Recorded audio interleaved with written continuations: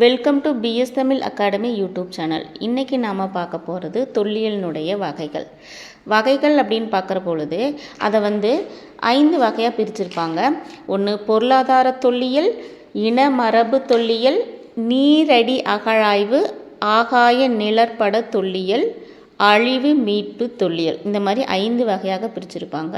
Maximum நில அகழாய்வு அப்படிங்கிற பொழுது அகலமாக தோன்றது, ஆழ தோன்றது, அப்புறம் சவக்குழி அகழாய்வு, இந்த மாதிரி நிறைய அகழாய்வுகள் இருக்குது. இன்றைக்கி நாம் பார்க்க போகிறது நீரடி அகழாய்வு. அதுக்கு முன்னாடி எந்த புக்கை ஃபாலோ பண்ணலாம், பிஜிடிஆர்பி எக்ஸாம் எப்போ வரும், மெட்டீரியல் அவைலபிளா, நோட்ஸ் கிடைக்குமா, இல்லை ஆன்லைன் கிளாஸ் இருக்கா, இந்த மாதிரி நிறையா கேள்விகள் கொடுக்குறீங்க. இதற்கான பதில்களை இப்போ இந்த வீடியோவில் டிஸ்கிரிப்ஷனில் வாட்ஸ்அப் குரூப் லிங்க் கொடுத்துருக்கேன். அதில் ஆட் ஆகிக்குங்க. உங்களுடைய சந்தேகங்கள், கேள்விகள் எல்லாமே அதில் ஷேர் பண்ணுங்கள். வாங்க இன்றைய வீடியோக்குள்ளே போகலாம். இப்போ இந்த நீரடி அகழாய்வு அப்படிங்கிறது நிலத்தை தோண்டி அகழாய்வு செய்வது போல் நீருக்கடியிலும் அகழாய்வு செய்கிறது தான் இந்த நீரடி அகழாய்வு. இதனுடைய பேசிக் அப்படின்னு பார்க்குற பொழுது இந்த நீரடி அகழாய்வை யார் செய்கிறாங்க அப்படின்னு பார்த்துக்கிட்டோம்னா தேசிய கடலாய்வு நிறுவனம். இந்த நிறுவனம் தான், இந்த நிறுவனத்தின் கீழே தான் இந்த ஆழ்கடல் அகழாய்வு, நீரடி அகழாய்வு, இந்த மாதிரியான அகழாய்வுகள் செய்யப்படுது. இந்த அகழாய்வு அப்படின்னு சொல்லி பார்க்குற பொழுது எதன் அடிப்படையில் செய்கிறாங்க அப்படின்னு பார்த்துக்கிட்டோம் அப்படின்னா வரலாற்று சிறப்புமிக்க இந்த துறைமுக பட்டினங்கள், வணிக நகரங்கள், வணிக கப்பல்கள், இது எல்லாமே என்னாகும் அப்படின்னா இயற்கை சீற்றத்தினால அழிஞ்சு போயிருக்கும். அப்போ அந்த அழிஞ்சு போன நிகழ்வுகளை ஒரு சில இலக்கியங்கள் மூலமாக தெரியலாம். அதன் மூலமாக அந்த இடத்தை தேர்ந்தெடுக்கப்பட்டு அந்த நீருக்கடியில் இருக்கக்கூடிய இடங்கள், நீர்மூழ்கிய கப்பல்கள், அப்புறம் கடற்கரை ஓரமாக இருந்த இடங்கள், கோயில்கள், இதையெல்லாம் அறியக்கூடிய வகையில் செய்யக்கூடிய ஆய்வு தான் நீரடி அகழாய்வு. இப்போ அந்த நீரடி அகழாய்வு அப்படின்னு சொன்னாவே முதல்ல ஞாபகத்துக்கு வரக்கூடியவர் யார் அப்படின்னு பார்த்துக்கிட்டோம்னா முனைவர் எஸ்.ஆர். ராவ். இவர் ஆற்றிய பணிகள் அப்படிங்கிற பொழுது நீரடி அகழாய்வில் சிறந்த செல்வாக்குடையர் தான் இருக்குது. இவர் தான் 1981 இந்த அகழாய்வை செயல்படுத்தி பல இடங்களை ஆய்வில் செஞ்சுருக்காங்க. அதில் பார்த்துக்கிட்டோம் அப்படின்னா மாமல்லபுரம், பூம்புகார், தரங்கம்பாடி, அடுத்தது கோவா, லட்சத்தீவுகள், இந்த மாதிரி பல இடங்களில் சொல்லலாம்.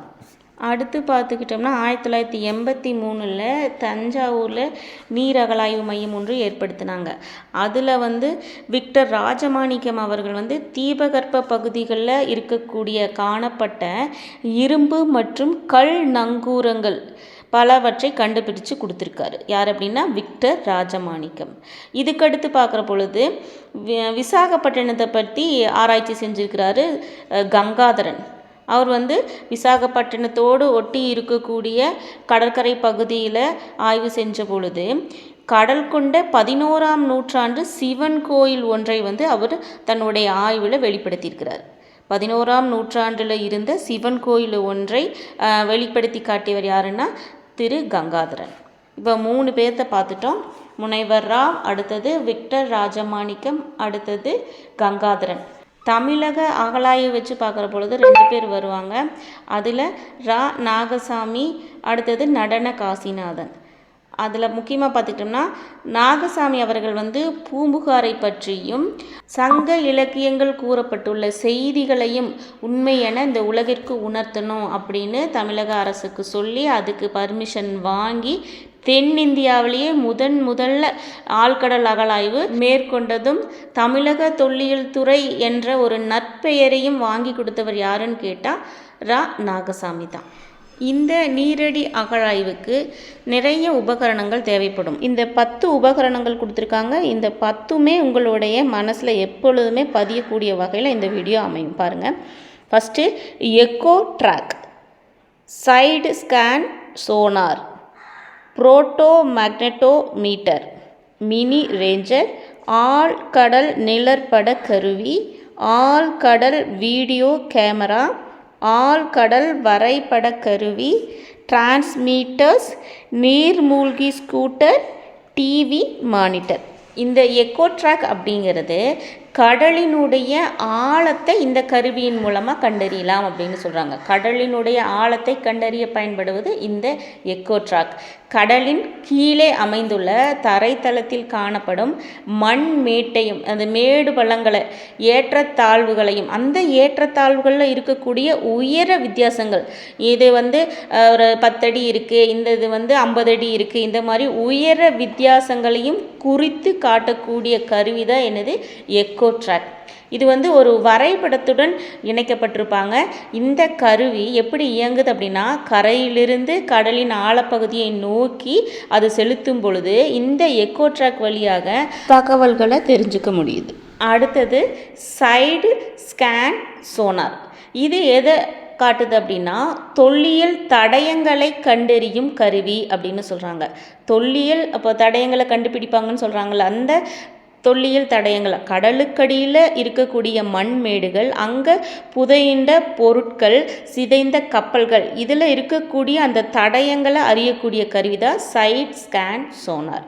இந்த சைட் ஸ்கேன் சோனார் 3 பொருள்களோடு இணைந்து செயல்படுது. அப்படி பார்த்துக்கிட்டோம்னா அந்த 3 பொருள்கள்னு பார்த்துக்கிட்டோம்னா side scan sonar fish, side scan sonar fish, sensor sonograph. இந்த 3இன் கீழே 3ம் இணைந்து அந்த சைடு ஸ்கேன் சோனார் செயல்படுது. அப்படி பார்க்குற பொழுது ஃபஸ்ட்டு சொல்லப்பட்ட அந்த சைடு ஸ்கேன் சோனார் ஃபிஷ் அப்படிங்கிறது அது ஒரு மீன் மாதிரி அந்த கருவி வடிவமைச்சிருப்பாங்க. அதனால தான் அதை சோனார் ஃபிஷ்ஷுன்னே சொல்கிறாங்க. அது 4 இறகுகள் கொண்டு அது பொருத்தப்பட்டிருக்கு. இது என்ன பண்ணுது அப்படின்னா, இந்த கப்பல் செல்லும் பாதையில் 2 பக்கங்களையும் படம் பிடித்து காட்டுது. அப்போ அந்த 2 பக்கங்கள் அப்படிங்கிற பொழுது ஒரு 50 மீட்டர்லேருந்து 250 மீட்டர், இல்லை 1000 மீட்டர், 200 மீட்டர், 300 மீட்டர்னு சொல்லி நாமளே அந்த டிஸ்டன்ஸை கொடுத்துக்கலாம். அப்படி அதன் வகையில் அந்த சோனார் ஃபிஷ் அதை காட்டுது. இந்த சோனார் ஃபிஷ்ஷை காட்டுறதை சோனோகிராப் அப்படிங்கிற ஒரு வரைபடத்தின் மூலமாக நாம் தெரிஞ்சுக்கலாம். அது காட்டக்கூடிய நிகழ்வுகளை, பகுதிகளை இந்த சோனோகிராப் மூலமாக நம்ம பதிவு செய்து, ஒரு வரைபடத்தால் பதிவு செய்து அதன் மூலமாக செல்றதுக்கு பயன்படுறது இந்த சோனோகிராப். இதுலேயும் நம்ம என்ன பார்க்க போகிறோம், அந்த மண்மேடுகளை கண்டுபிடிக்கிறதுக்கு தான் இதுவும் பயன்படுது. அடுத்தது சென்சார். இது சைடு ஸ்கேன் சோனார் மற்றும் சைடு ஸ்கேன் சோனார் ஃபிஷ் இந்த 2ஐயும் இணைக்கும் கருவி எதுனா இந்த சென்சார் தான். இந்த 2ஐயும் இணைச்சு தான் கடலுக்கடியில் இருக்கக்கூடிய தொல்லியல் மேடுகளையும் தடயங்களையும் ஏற்ற இறக்கங்களையும் கண்டுபிடிச்சிக்க முடியுது. இப்போது இந்த சைட் ஸ்கேன் சோனாரை பார்த்தோம். அது 3 கருவிகளின் கீழ் செயல்படுது. இது என்ன அப்படின்னா, தொல்லியல் தடயங்களை கண்டறிய பயன்படும் கருவி. அடுத்தது மினி ரேஞ்சர்.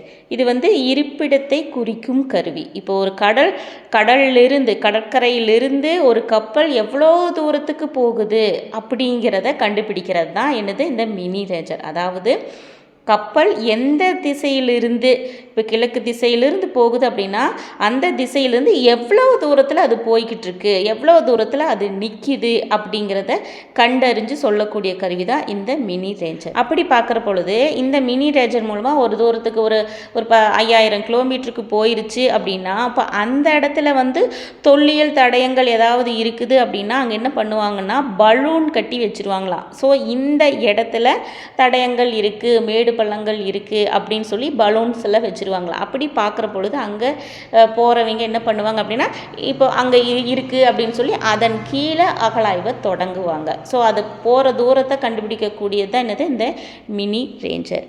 அடுத்தது பார்த்துக்கிட்டோம்னா புரோட்டோ மேக்னெட்டோ மீட்டர்.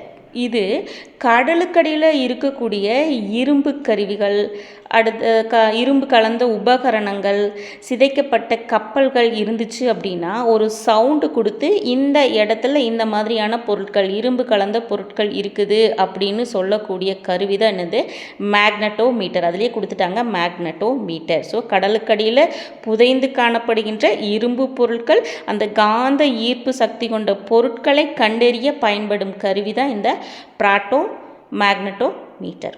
அடுத்தது ஆழ்கடல் நிழற்பட கருவி. இப்போ எப்படி வந்து ஒரு அகழாய்வில் வந்து ஒன்று கண்டுபிடிக்கிறாங்க அப்படின்னா ஒரு ஃபோட்டோ எடுக்கிறாங்கல்ல, அதே மாதிரி அந்த ஆழ்கடலில் கிடைக்கக்கூடிய பொருட்களை வந்து அந்த அந்த அண்டர் வாட்டர் கேமராவை வச்சு ஒரு ஃபோட்டோ எடுக்கிறது தான், அதுக்கு பயன்படுத்தக்கூடிய அந்த கேமரா தான் ஆழ்கடல் நிழற்பட கருவி. அடுத்தது பார்த்துக்கிட்டோம்னா ஆழ்கடல் வரைபட கருவி. இப்போ எப்படி நம்ம வந்து அகழாய்வில் வந்து நில அகழாய்வில் எப்படி வரைபடம் பண்ணுறோமோ அதே மாதிரி கீழே கடலுக்கடியிலையும் கீழேயும் போய் இந்த வரைபடங்களை வரைகிறதும், அதுவும் நம்ம நிலத்தில் இருக்கிற மாதிரி இல்லாமல் ஒரு அளவுக்கு வரைஞ்சிக்குவாங்க, மேலே வந்து அதை சரிப்படுத்திக்குவாங்க. ஸோ அந்த மாதிரி வரைகிறதுக்கு பயன்படுத்தக்கூடிய கருவி தான் அண்டர் வாட்டர் டிராயிங் போர்டு, ஆழ்கடல் வரைபட கருவி. அடுத்தது டிரான்ஸ்மீட்டர்ஸ். இது வந்து வானலை வழியாக செயல்படக்கூடியது. அந்த ஒளி அலைகளும் சரி ஒளி அலைகளையும் கொடுக்கக்கூடியதான் இந்த டிரான்ஸ்மீட்டர்ஸ். இந்த டிரான்ஸ்மீட்டர்ஸ்லேயே வந்து 4 வகைகள் இருக்குது. அதில் பயன்படுத்தி இந்த அகழாய்வுக்கு பயன்படுத்துகிறது தான் இந்த டிரான்ஸ்மீட்டர்ஸ். அடுத்தது பார்த்துக்கிட்டோம்னா நீர் மூழ்கி ஸ்கூட்டர். இந்த கப்பலில் போகிறாங்க அப்படின்னா அந்த கப்பல்லிருந்து கீழே இறங்கி அந்த ஒரு ஸ்கூட்ரு வழியாக போவாங்க. அந்த ஸ்கூட்டர் வந்து எப்படி இருக்குது அப்படின்னா உருண்டையான வடிவில் இருக்கும். நடுவில் வந்து ஒரு ரக்கை காணப்படும். அந்த மாதிரி இந்த நீர்மூழ்கி ஸ்கூட்டரை வடிவமைச்சிருப்பாங்க. இதன் மூலமாக அந்த ஸ்கூட்டரில் அமர்ந்து நீருக்கடியில் போவாங்க. போய் கடலில் இருக்கக்கூடிய பொருட்களை அகழாய்வு செய்வாங்க. ஸோ அதற்கு பயன்படுத்தக்கூடியது தான் நீர்மூழ்கி ஸ்கூட்டர். அடுத்தது டிவி மானிட்டர். இது எல்லாமே தெரியும். டிவி மானிட்டர் அப்படிங்கிறது அங்கே என்ன நடக்குது அப்படிங்கிறத இங்கே உட்காந்து அந்த மானிட்டர் மூலமாக பார்க்குறது தான் என்னது அப்படின்னா இந்த டிவி மானிட்டர். இந்த 10 கருவிகள் பார்த்துட்டோம். இது வரைக்கும் இந்த 10 கருவிகளை பார்த்துட்டோம். இப்போ இதன் மூலமாக செஞ்ச அகழாய்வுகள் என்னென்ன அப்படின்னு பார்த்துக்கிட்டோம்னா அப்போலாவே கொஞ்சம் பார்த்தோம். மாமல்லபுரம், பூம்புகார், தரங்கம்பாடி, கோவா, லட்சத்தீவுகள், ஆந்திர பிரதேசத்தில் இருக்கக்கூடிய விசாகப்பட்டினத்தில் ஆய்வு செஞ்சதே இந்த மாதிரி நீரடி அகழாய்வுகள் செஞ்சதை நம்ம பார்த்துட்டோம். இப்படி செய்யக்கூடிய இந்த நீரடி அகழாய்வு வந்து தற்காலமாக நிறுத்தி வச்சுருக்காங்க அப்படின்னு சொல்கிறாங்க. சரி, இப்போ நீரடி அகழாய்வுனா என்னென்னு பார்த்துட்டோம். அதில் செஞ்ச அகழாய்வுகள் என்னென்னு பார்த்துட்டோம். அதில் இருக்கக்கூடிய ஒரு சிலரை பற்றியும் பார்த்துக்கிட்டோம். இப்போ ஒரு 2 கொஸ்டின் கேட்குறேன். ஃபஸ்ட்டு கொஸ்டின் வந்து மினி ரேஞ்சர் எதுக்கு பயன்படுது? மினி ரேஞ்சர் எதற்கு பயன்படுது? அடுத்த கொஸ்டின் சைடு ஸ்கேன் சோனார் மற்றும் சைடு ஸ்கேன் சோனார் ஃபிஷ் இந்த 2ஐயும் இணைக்கும் கருவி எது? இதற்குண்டான பதில்களை கமெண்ட்ஸில் சொல்லுங்கள். ஸோ இந்த வீடியோவில் வந்து உங்களுக்கு வாட்ஸ்அப் குரூப் லிங்க்கு கொடுத்துருக்கு. இணைய விரும்புகிறவங்க இணைஞ்சிக்கோங்க. இந்த வீடியோ உங்களுக்கு பயனுள்ள வகையில் இருக்குதுன்னு நினைக்கிறேன். தேங்க்யூ.